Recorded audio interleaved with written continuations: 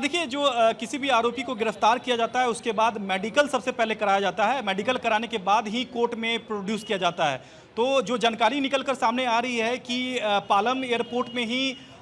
एक छोटे से हॉस्पिटल में जो है वो तैयबुर राना का मेडिकल करा लिया गया है। अब इसका रास्ता साफ हो गया है, यानी कि मेडिकल कराने के बाद सीधे कोर्ट में आरोपी को पेश किया जाता है। तो तैयबुर राना को भी कोर्ट में पेश किया जाएगा और निश्चित तौर पर देखिए इसकी जो भूमिका है खासकर प्रत्यर्पण को लेकर और कोर्ट में तमाम पेशी को लेकर इसकी भूमिका जनवरी में ही तैयार कर ली गई थी, क्योंकि एनआईए एक एप्लीकेशन पटियाला हाउस कोर्ट में जनवरी में ही दाखिल करती है और मांग करती है कि जो तमाम ट्रायल कोर्ट की जो रिकॉर्ड है वो मुंबई से मंगा लिया जाए। तो इसी आज के दिन के लिए ही ये एनआईए की ओर से ये जनवरी महीने में ही कार्रवाई जो है वो पूरी कर ली गई थी और एनआईए की अर्जी पर पटियाला हाउस कोर्ट ने मुंबई से तमाम रिकॉर्ड ट्रायल कोर्ट रिकॉर्ड जो है वो अपने पास मंगा लिए थे आज के दिन के लिए ही। तो निश्चित तौर पर तमाम जो ट्रायल कोर्ट के जो रिकॉर्ड हैं जो मुंबई में उपलब्ध थे, जो कसाब के केस में जो ट्रायल चले थे, उन तमाम रिकॉर्ड को पटियाला हाउस कोर्ट को मंगा लिया गया है और कहीं ना कहीं जो जज आज इस मामले की सुनवाई कर रहे हैं वो करेंगे, वो कहीं ना कहीं इस ट्रायल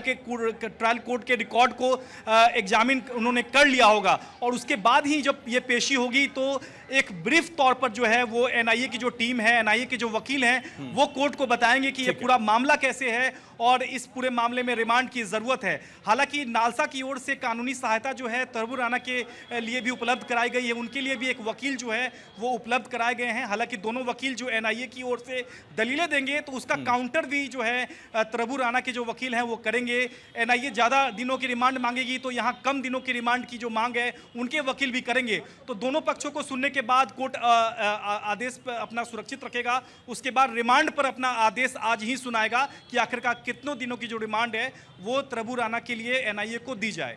इसके बाद सुमित उसे एनआईए मुख्यालय में ही पूछताछ के लिए ले जाया जाएगा।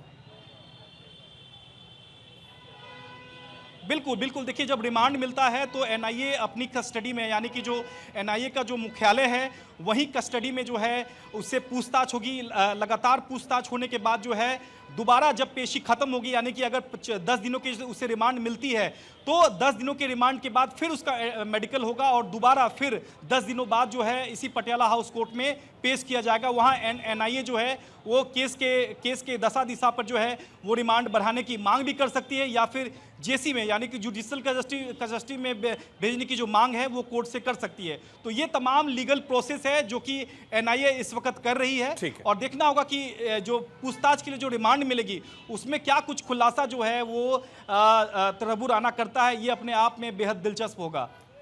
सुमित, पूजा, इंदर, गौरव लगातार इस पूरी खबर पर हर अपडेट हम तक पहुंचा रहे हैं।